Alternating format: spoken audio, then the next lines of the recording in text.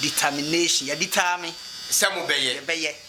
All right. Determination barbering salon. Wait, your friend is sterilizer. Okay. Sterilizer. A sterilizer machines no. Now sana na mama na apa door no sa. Oh. Sa. They say the WGS. Ya mama kwa ba e de ba Nsempafie TV so say the dana da here no on screen segment. Ye bo pini ni ahwehwem. Ya wo so ya bie pono no. Ni ewuram a ya bibi nsem na mu. Ene eye health.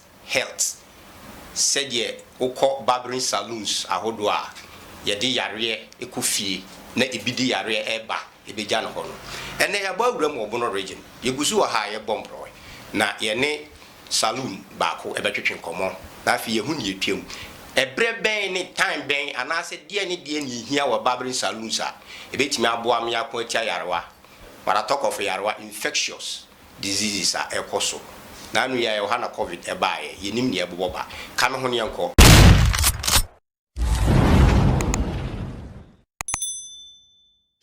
opinion we de ya bawura won chen na eye ne GP say ye ne ya hwefo ne atifo ebeche ne ekoso ha ya say ka kum ye dukoko num me amtimu say aha e barbering salon but body na salon ni din fatu jamai ya frame Hamondela shop na ngasa sidini determination barbering salon determination what the shop ne dey say determination ya determine samu beye all right determination barbering salon okay me ba determination here na hu say e wo Dormaahene mo gba sports stadium Dormaahene sports stadium dia mpanti na ma obi bie determination salon e wa determination ni die and say a hanum area hano barbers so ha but yen shede nya barbers omo ye hard bia areas and baby a joint in the Bono so a correct joint because ultimate sports time do a school for base sports or park and so obi timi ba ha na obe do hu say the adwuma ne ko hu say barber dey o ye hard o ye good nje say ba ha na baby a Bono stadium no so ben barbering salon no enti na aduana star players no mu nyina e wo ha enti na ma ehwe mu nyina ba ha ama obi o ha bia hu say o shop ne dey ye determine say ye be ye bibi. All right. I have for the for small one yake kakoro. Na say determination salute and as have way a high Dormaahene pro dark you trust a short dark. I feel now what ye to YouTube and no subscribe. What I say. Na edumadi na koso kama. Opening saloon hard. We a man member and as a man a member both. Or baba we no bema ba mi no bema ba we no permit cards ni nyina yetwa. Okay na say in case if you obi fra we say bra fie na be twa me gentle okọ me kopa be brave frame me na me koye mo fine.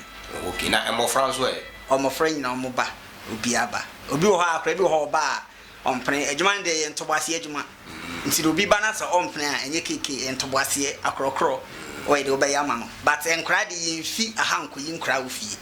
Okay yam say be fie akoyi nkra wo fie atanse mpanifo because nkra no okom se okoyi omuti na omo ha adwen kakra enti no be delay by pani de otifa akosisi na wawie e bia ono akra ni delay so na adwuma ba wachi wo shop eno so yes e be hadwen enti nkra de nyam muslim na e sheda e den okoyi omofie but once be the team koyi mom but at more ne de mpanifo na na koyi mom ofie.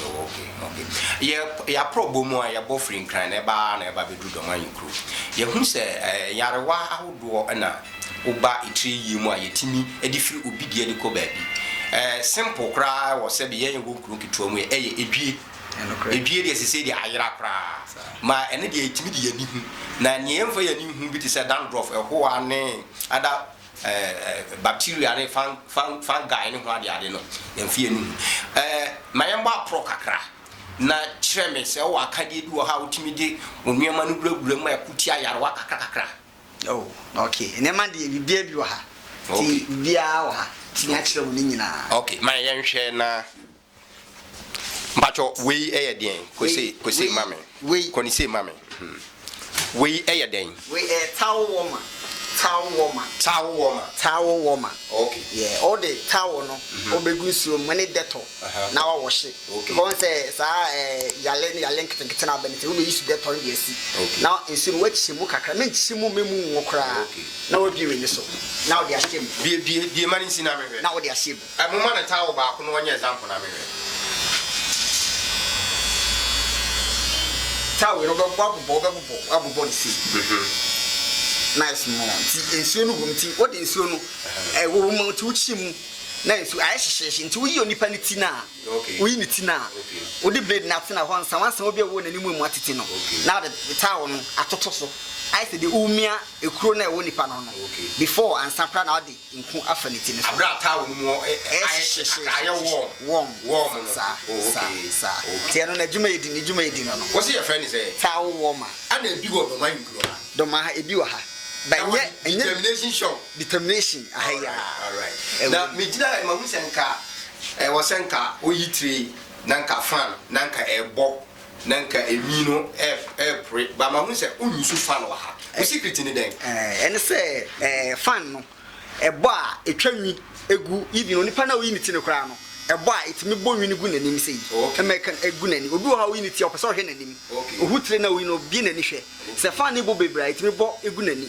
Enti na ye air condition aye den abaha se de be ye onipa no uyi na obeye wani beji se obeyi na nipa ne be free na ni beji se anytime bia na obebe se obeba ha abeyi niti sanity okay yenhwe mahu se dodo na omu yitire a machine a omu yitire fa ni se machine die ni di akasa ye di yitire no ene se machine barbering machine bi wo ha na so na wo dey use remote na okay we dey chargeable one clippers we dey chargeable one and we so no enye ye fa nyitire no so de be just shape o shape you bi aboje na de yi o ti obi anim na de aye ba enye mo se material ni na ye wo de t-shirt ni ye wo de ye fading it we shape ne de ye health nhihye mu no wo use clipper bi ade yi ni papa kwa e wo so wo ye bibi e fa ho wo ho akade wa ha bibi a wa ha ye nko na ye nhwe we your friend is sterilizer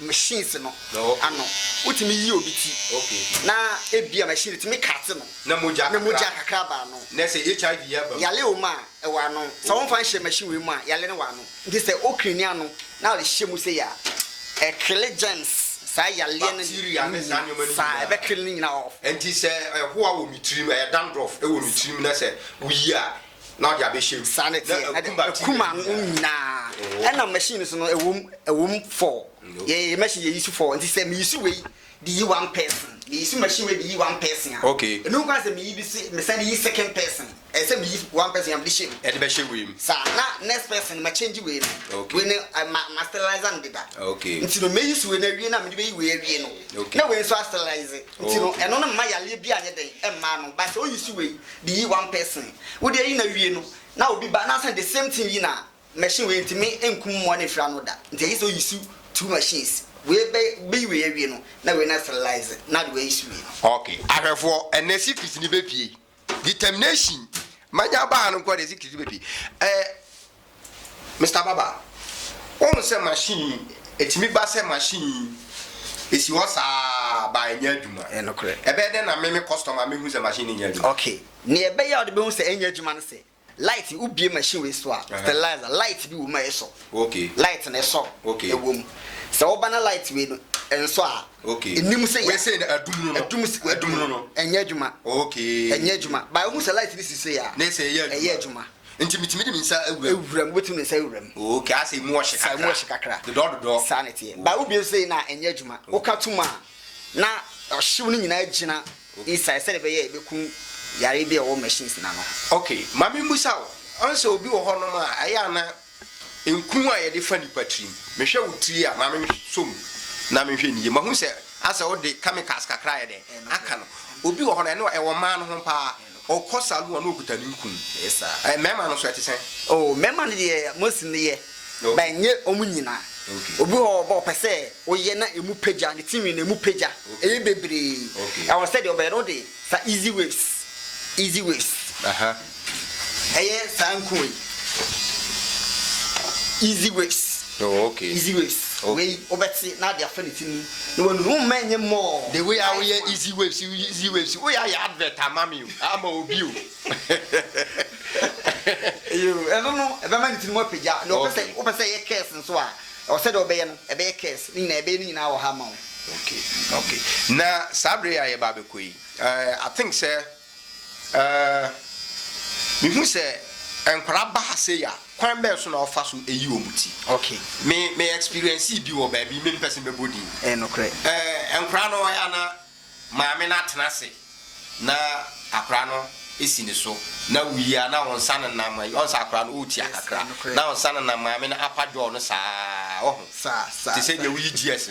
Aha na maame ni akra ba wo ye ne sen. Okay. Uzu wi GS ana. Oh, ye de GS. Okay, wo ye ne. Yen ye kunjo ha. So, o akra ne ba na o tia no so se obekọ fom a akonwa no wa ha ye de otra so a ye be pele akonwa no. Okay. Akonwa no be tintintin. Okay. Na akra na ba soro amawo na wa yin se de ope.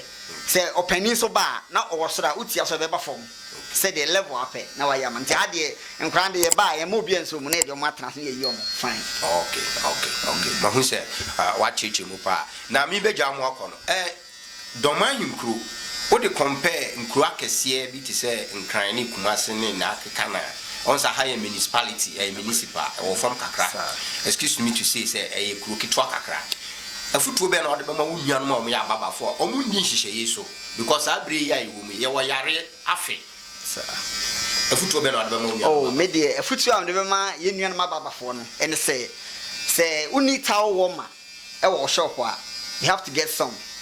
So onya bi. Okay. Uni sterilizer machines no sterilizer machines be shema so ma on side e can be.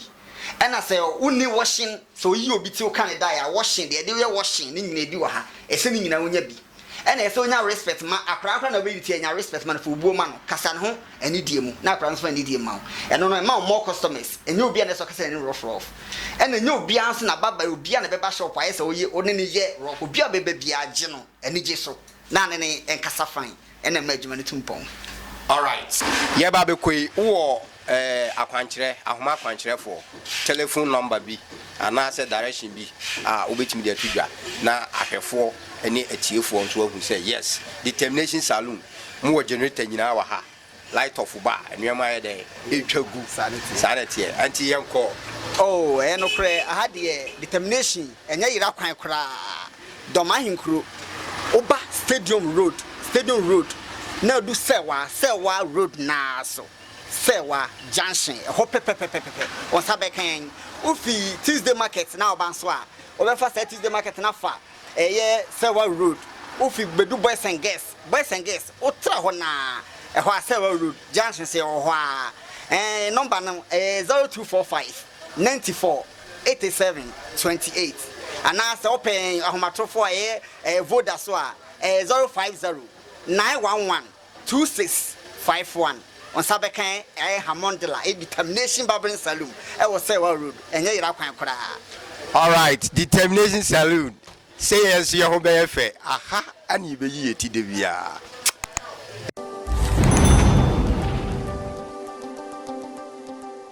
Please subscribe, like, comment, and turn on the notification bell for latest videos.